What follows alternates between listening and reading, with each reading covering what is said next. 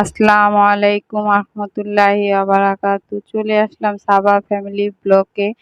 কাছে ও দূরে যে যেখানে আছেন ইনশাল্লাহ সবাই ভালো আছেন। আলহামদুলিল্লাহ আমরাও প্রতিদিনের মতো ভালো আছি। তো আজকে একটি নতুন ভিডিও নিয়ে আসলাম, হাজির হলাম। সকাল থেকে দুপুর পর্যন্ত ভিডিওটা করেছি, তারপরে সংসারের যত গুছানো গাছানো সব কিছু গুছিয়ে নিয়েছি। নতুন আরেকটি ভিডিও নিয়ে হাজির হলাম। তো ডিম পোস্ট করব, সবাই আজকে রুটি ডিম দিয়ে খাবে, অন্য ঝামেলা আর করবো না, যেহেতু গ্যাস কম আছে চুলাতে। এখন আমাদের প্রতিদিনই চুলাতে গ্যাস কম থাকে, এটা আমাদের প্রতিদিনই রুটিন হয়ে গিয়েছে। রাতে রান্না করো না, সকালে হালকা পাতলা দিয়ে খাবার খাও, এভাবে দুপুরে রান্না করতে করতে সে 3টা 4টা বেজে যায়। চারটা চারটা তো বেজেই যায়, 3টা বাজে ফুল গ্যাস আসে, 2টা বাজে ফুল গ্যাস থাকে না, 4টা বাজে ফুল গ্যাস আসে, রাঁধতে রাঁধতে 4টা থেকে 5 এরকম হয়ে যায় এই অবস্থা। তো এই তো সকালে রুটি বানাচ্ছি, দেখুন। এখন তো ঈদের সময়, তো ঈদের সময় একটু ভালোই ছিল, আজকে 2 দিন ধরে আবার খারাপ হয়ে গিয়েছে। তো এটা আরও 2 দিন আগের ভিডিও, 2-3 দিন আগের ভিডিও। এটা হয়েছে গত শনিবার বা রবিবারের ভিডিও, আজকে মঙ্গলবার। তো শনিবারের রবিবারের ভিডিও মিলে আমি 2টা ভিডিও মিলে একসাথে করেছি। তো আপু ভাইয়ারা আন্টিরা খালামণিরা যে যেখানে আছেন ইনশাল্লাহ ভালো আছেন, আলহামদুলিল্লাহ। আমিও প্রতিদিনের মতো ভালোই আছি, সুস্থ আছি আপনাদের দোয়ায় কিছুটা। তো এই তো রুটি বানিয়ে তাওয়াচ্ছি, রুটিগুলো সবগুলো একটা একটা করে বানিয়ে নিয়েছি। তো এখন তাওয়াচ্ছি।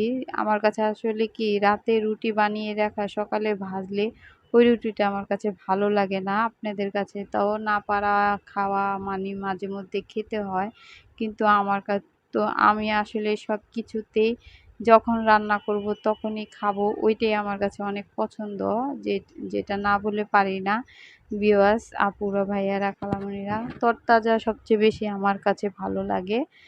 তো এই যে এখন রুটিগুলো ভেজে নিচ্ছি, তরতাজা কত সফট, কত মসৃণ রুটিগুলো থাকে, রুটিগুলো খেয়েও তৃপ্তি মিটে। আর যদি রাতে বানিয়ে রাখি সকালে ভাজি, ওই রুটিটা তো একটু শক্ত হয়ে যায়, এত মসৃণ হয় না, যেটা বাসি বাসি আর যেটা টাটকা টাটকাই।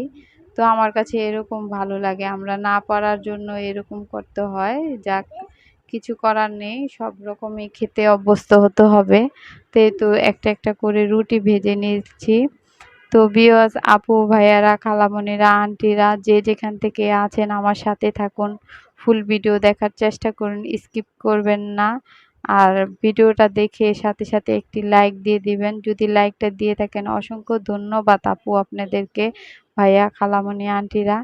আর ভিডিওটি কন্টিনিউ করার জন্য, আর যে সাবস্ক্রাইব করে দেন, যদি নতুন মেম্বার হন আমার ফ্যামিলির, তাও যদি সাবস্ক্রাইব করে দেন তাহলে তো আরও হ্যাপি আমি আপনাদের কাছ থেকে। কেন, এই তো নাস্তা সব চলে এসেছে, 3টা ডিম পোস্ট করেছি। তো আমরা 3জন 3টা খাবো, মানামনি খাবে না, তো একটা খায় না সকালবেলা নাস্তা। আর কিছু আম কেটে নিয়েছি, তো আম দিয়ে এখন একটা ইলিশ মাছ নামাবো। ইলিশ মাছ ফ্রিজ হয়েছে, জাম হয়েছে, তো ইলিশ মাছটা নিয়ে পাড়াপাড়ি করছি, যেহেতু অনেক লেগে আছে, নামানোর কষ্ট হবে। তো এই যে নামিয়ে নিলাম ইলিশ মাছটা। তো যে আপুরা আমার চ্যানেলে নতুন এসেছেন, আমার পরিবারে নতুন এসেছেন, সেই আপুরা যদি আমাকে একটি সাবস্ক্রাইব করে দেন, একটি লাইক করে দেন, আপনাদের কাছে আমি অসংখ্য ধন্য হব। আপনাকে ধন্যবাদ দিয়েও ছোট করব না, আপনি মহান, তার জন্য আমাকে একটা সাবস্ক্রাইব করেছেন, একটা লাইক দিয়েছেন। যার মন মহান সেই কি এই কাজটি করতে পারে, যার মন মহান না সে, তারা তো হিংসে করবে আমার সাথে। তো হিংসে করে লাভ নেই আপু, এই প্ল্যাটফর্মে আসা মানে সবার কাছে একসাথে একরকম থাকা, ভালোবাসা থাকা। এর মধ্যে এই প্ল্যাটফর্মটা অনেক কষ্টের, আসলে যে যেখান থেকে আসুক না কেন, যে আপুই আসুক না কেন, আমি বলবো অনেক কষ্টের।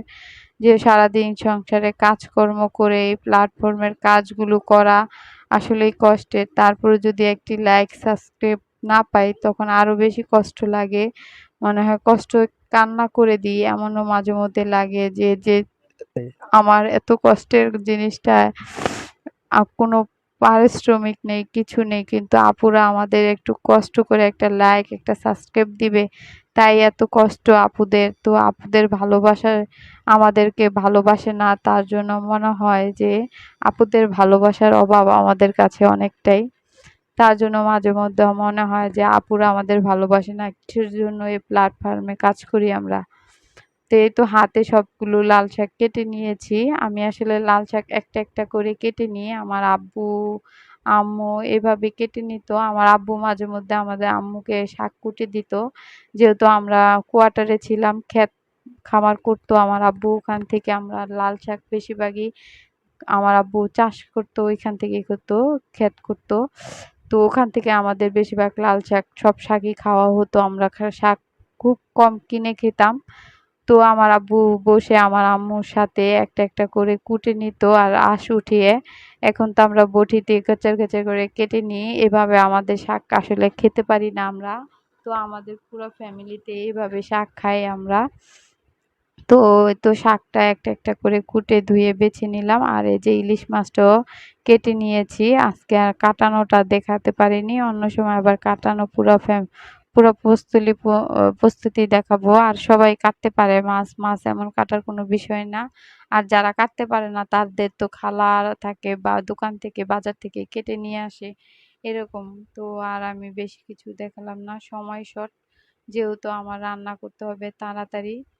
তো এই তো শাকটা বসিয়ে দিলাম পাশের চুলায় ভাজ করতে। আর এই চুলায় মাছটি ভেজে নিলাম। তো এই তো মাছগুলো সুন্দর করে শসা দিয়ে রান্না করব। আর আমি এগুলোর ফাঁসে আমি শসাগুলো বেটে নিব। আর ওগুলো ভিডিও করতে চাচ্ছিলাম না, কেন এত ভিডিও করে। তো এই তো শসা বেটে নিয়েছি, এখন মশলাটা কষাতে দিয়েছি। যেহেতু মশলা কষিয়ে তারপরে শসা বাটাটাও দিয়ে দিয়েছি অনেকটাই। তো আপু ভাইয়ারা খালামণির পানিটা বলক আসছে পর আমি দিয়ে দিয়েছি। যতক্ষণ বলক আসবে, এই যে তেলটা উপরে আস্তে আস্তে উঠে যাবে, তখনই মনে করবেন যে আমার সরষের তরকারিটা হয়ে এসেছে। তেলটা এত সুন্দর করে উঠে যাবে, দেখলে লোভনীয় দেখা যাবে, ভালো লাগবে তখন। তো এই যে এভাবে আস্তে আস্তে তেলটা উঠে আসছে, আমি মনে করছি হয়ে গেছে। তো রুমগুলো সুন্দর করে গুছিয়ে নিয়েছি, যে আমার প্রতিটা রুম। আর এই যে বালিশের পোষণটা নিজের হাতে কাজ করেছি। তো নিজের জিনিস নিজে হাতে, এটা আমাকে এক ভাবি করে দিয়েছে, যে ভাবি আমাকে সিলিয়ে দিয়েছে কাভারগুলো, আর বাকিগুলো আমি করে নিচ্ছি। তো ভাবিও বললাম যে দেন দেন আপনিও সিলিয়ে দেন, আমি একা পারছি না। তো ভাবিও আমাকে সিলিয়ে দিয়েছে। দেখতে আসলে সুন্দর লাগে, তার জন্য রুমটা গুছিয়ে নিলাম। তো রুমটা গুছানোর সাথে সাথে মন চাইলো যে একটু ভিডিও শ্যুট করি, ভিডিওটা অন করলাম।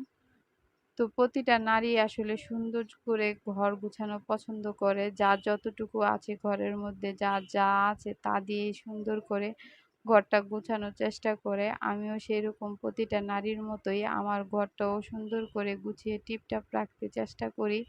আমার ঘরে যা আছে তা নিয়ে আমি সন্তুষ্ট। তো প্রতি আমার পুরো বেডরুমটা আমি গুছিয়ে নিয়েছি। তো আমার মেয়েটা তো শুধু শুধু এসে আমার রুমগুলা এলোমেলো করে দেয়, তারপরও পারি না, যতটুকু পারি চেষ্টা করি গুছিয়ে রাখার জন্য। সে আবার বেশি অতিরিক্ত খাটের উপরে খেলাধুলা করে। তার খেলাধুলা হয়েছে খাটের উপরে খেলাধুলা, নয় ছোবায় নয় খাটের উপরে, এরকম করে। তো সুন্দর করে গুছিয়ে রাখার জন্য সুন্দর করে টিপটাপ করে গুছিয়ে রেখেছি। তো ড্রয়িং রুমটাও গুছালাম, সাথে সাথে এসে ড্রয়িং রুমটাও গুছিয়ে সুন্দর করে টিপটাপ করে নিয়েছি, যেহেতু দেখতে সুন্দর লাগবে আসলে, তার জন্য ভাবছি যে। আর আমার ওয়ালগুলো তো দেখতেই পাচ্ছেন কি সুন্দর করে রেখেছে আমার মামুনি। উনি আমার ওয়ালগুলার একদম 12টা বেজে দিয়েছে, যা বলে বোঝানোর মতো না। তো উনি হাসছে, আবার কথা বলছি আমার সাথে। তো এই তো আমার পুরো রুমগুলো আমি আসলে সুন্দর করে গুছিয়ে নিয়েছি, বেডরুমগুলো গুছিয়ে নিয়েছি, ড্রয়িং সব গুছিয়ে নিয়েছি, সব কিছু মুছে পরিষ্কার করে নিয়েছি। তো ভিউয়ার্স, এই তো দেখতেই পাচ্ছেন কয়টা বাজে, 1:30টা বাজে, রুমগুলো গুছিয়ে নিয়েছি। তো সুন্দর করে গুছানোর পরে এই তো ড্রয়িং সব গুছিয়ে নিয়েছি, বেডরুমগুলোও গুছিয়ে নিয়েছি। ছেলে পড়তেছে, ওর পড়ার রুমটাও গুছিয়ে এসেছি। তো আমি যে বললাম যে আমি একটু ভিডিও ধরি, উনি চলে এসেছে ওনার রুম থেকে।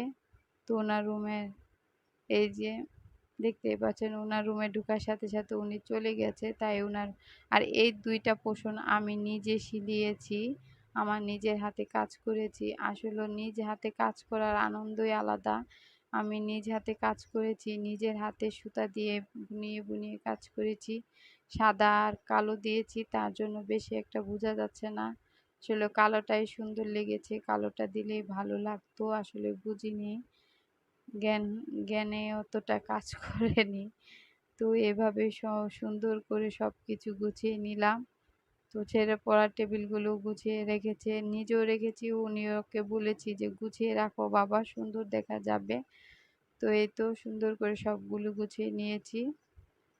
তো আসলে ভিডিও শেষ পর্যায়ে চলে এসেছি। আপু, ভাইয়ারা, আন্টিরা, খালামণিরা তোমরা যে যেখানে আছো আসলে আমার পুরো ভিডিওটি দেখবে, স্কিপ করবে না আর টেনে দেখবে না। তো আমার সাবস্ক্রাইব করলে নতুন, নতুন ভিডিও ছাড়লে নোটিফিকেশন চলে যাবে তোমাদের কাছে। আর ভালো লাগবে দেখে কিছু অংশ হলেও ভালো লাগবে। এমন যে পুরাটা ভিডিও খারাপ তাও না। একটু অংশ দেখলেও ভালো লাগবে। তো আপু, ভাইয়ারা, খালামণিরা ভালো থাকবে, সুস্থ থাকবে। আজকের মতো এখানে বিদায় নিলাম। আল্লাহ হাফেজ। আসসালামু আলাইকুম ওয়া রাহমাতুল্লাহি ওয়া বারাকাতুহু।